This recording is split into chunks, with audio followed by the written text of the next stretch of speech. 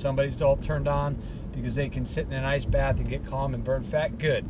They'll eventually find the physiological, the science behind it. They'll find the spirituality, and they'll all meet in a nice, comfortable place.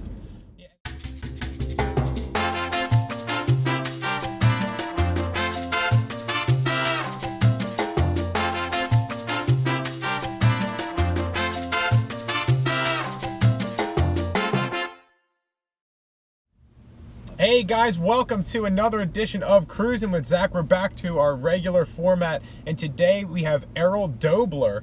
He is an ex-Navy SEAL, ex-FBI agent, and he has his own consulting firm, but also known as the Iceman with his work with the Wim Hof Method. Errol, thank you so much for being on the show. You better not call me the Iceman, because Wim Hof is the Iceman, and he's going to sue me for trademark infringement. Patent pending. But I am the Iceman of Ocean City. So we gotta talk about it. Errol Dobler, that's a very unique name. Errol, where's it come from? It's a family name. So we're really not very creative in our family. We kind of keep going with the same couple of names. So, my grandfather was Errol, my dad was Henry, and then his grandfather was Henry. So we kind of, my son is Your Henry. son's Henry. He should probably name his kid Errol. It's a pretty, I don't know if it's lazy or some other thing, but that's what it is. Gotcha. So, yeah. So you're an ex-Navy SEAL. Yep. There's a lot of Navy SEALs out there that have interesting names. Leif Babin, Jocko Willenick, Errol Dobler. Yeah. Is there any connection, or is that just, or do you have to be an interesting person and have an interesting name? There is actually, it's funny you mentioned that, because there is a cutoff sometimes when they let you in, and uniqueness of name is a no, I'm just kidding. Yeah. No, man, maybe it's not too many Ben Smiths. Maybe it's just the best of us have the unique names, but no, I don't know the correlation.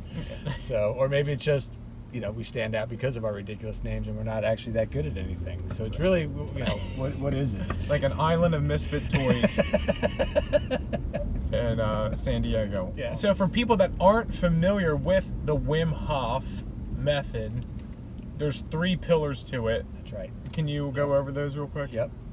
Breathing, cold exposure, and mindset. Right? Do those things, change your life. And it's funny, or it's ironic that I'm going to say, if you could boil the Wim Hof Method down to one thing. Yeah. If you could pinpoint one thing, what's it come down to? Good question. I should have that elevator pitch, but I think, to me,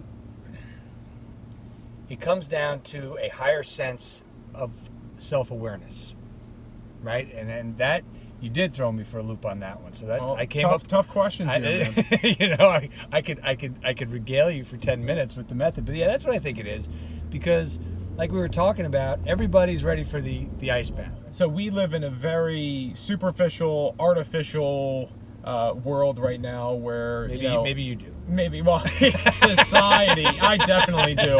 I was dragged into your workshop. But people are thinking, is this going to get me jacked? Is this going to help me get shredded? Is this going to make me get that V? But it really, you look around the room, really isn't for that. It's for the inside, correct? Yeah. Yeah,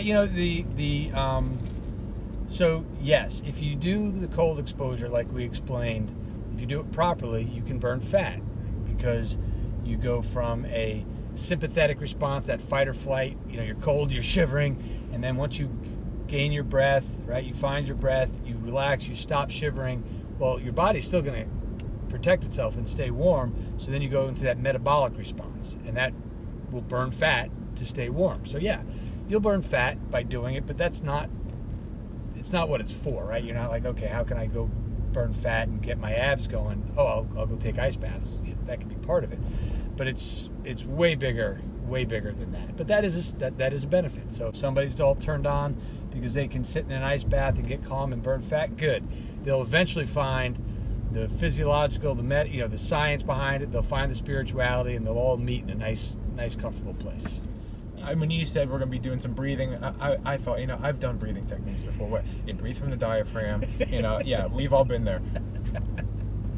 And yeah, for the wow factor, the ice bath is cool. But by far, the breathing exercises that we went through trumped anything that the ice bath did. Yeah.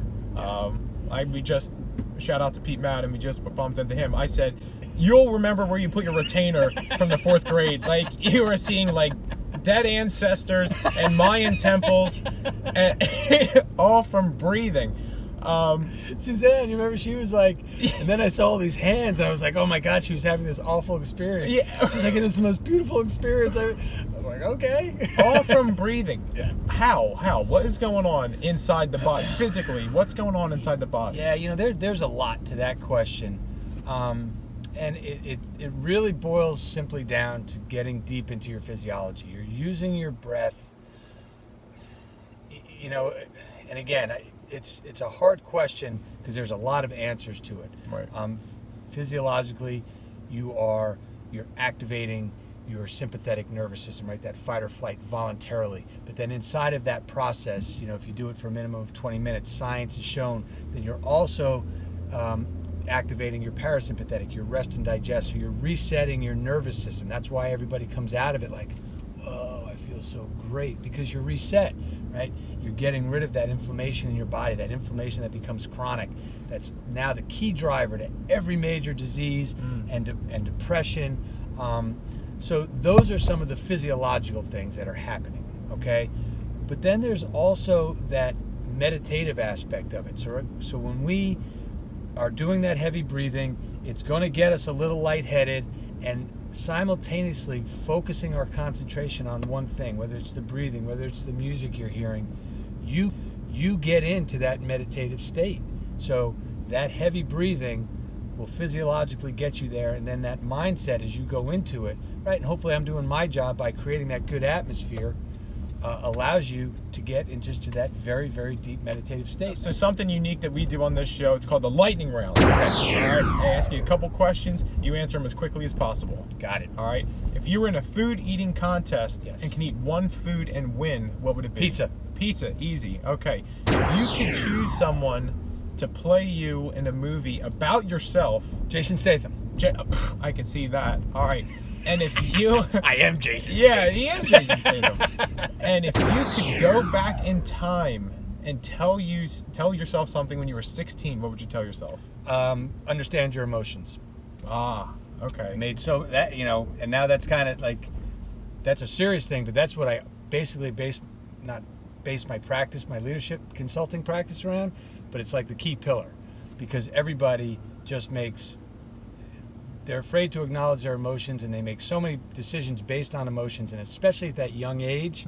If somebody had just told me it's okay to be insecure, it's okay to be jealous, you know, whatever it is, and then understanding how you react based on that emotion, I would have made so far fewer mistakes, and even as an adult. But yeah, that's what it was. Understand your emotions. But even through all those mistakes, look how far you've come. Look at how awesome I am. You are on Cruisin with Zach.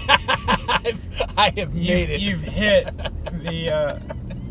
That's it. It's where I needed to be. This is at it. this point in my life. Right? All of your roads traveled have brought you to this Right? one When point. somebody 5 years ago said, "Where do you want to be in 5 years?" It was ironically in a pre-owned 2014 Nissan Pathfinder, driving around Ocean City on Cruisin with Zach. So Errol Dobler, look him up on Instagram. What's your Instagram tag? At leader193. It might be _193, but leader193. I'll be the only one. Yep. And then look him up online. Do your research. Do you have any other workshops coming up? I know we're going to try and do this again. Yeah. So yes, we've got one scheduled in Ocean City on August 4th at 3 o'clock. So that's the next one in the area. Okay. And then there's been, you know, a lot of demand around this one, so we'll probably put another one on the calendar. And then I think there's been some demand on, we've done a couple in Stone Harbor. People are like, you know, when's the next one going to be in Stone Harbor? But those are the local ones. And then we've got a couple set up out in the you know, the Philadelphia area. So you go on my website, it's all on there. Find a workshop, and, you know, come find the meaning of life. Perfect. Errol, thank you so much, man. Got it. Watch where you're going.